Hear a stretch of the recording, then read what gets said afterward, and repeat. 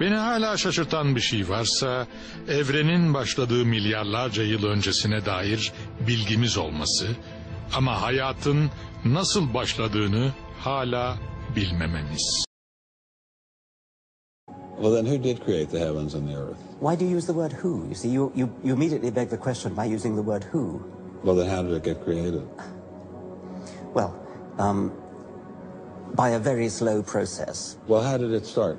Nobody knows how it started.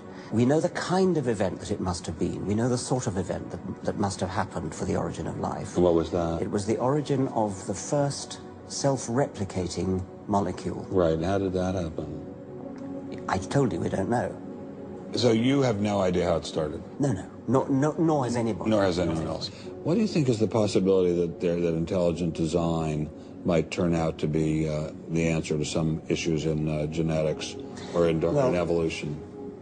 It could come about in the following way. It could be that at some earlier time, somewhere in the universe, a civilization evolved by probably some kind of Darwinian means to a very, very high level of technology and designed a form of life that they seeded onto perhaps this planet. Now, that is a possibility and an intriguing possibility. And I suppose it's possible that you might find evidence for that if you look at the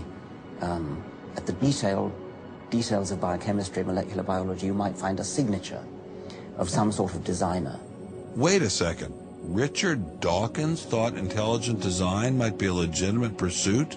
And that designer could well be a higher intelligence from elsewhere in the universe. Well, but that higher intelligence would itself have had to have come about by some explicable or ultimately explicable process. It couldn't have just jumped into existence spontaneously. That's the point. So Professor Dawkins was not against intelligent design, just certain types of designers, such as God. So the Hebrew God, the God of the Old Testament, he doesn't exist in your view? Certainly. I mean, that would be a very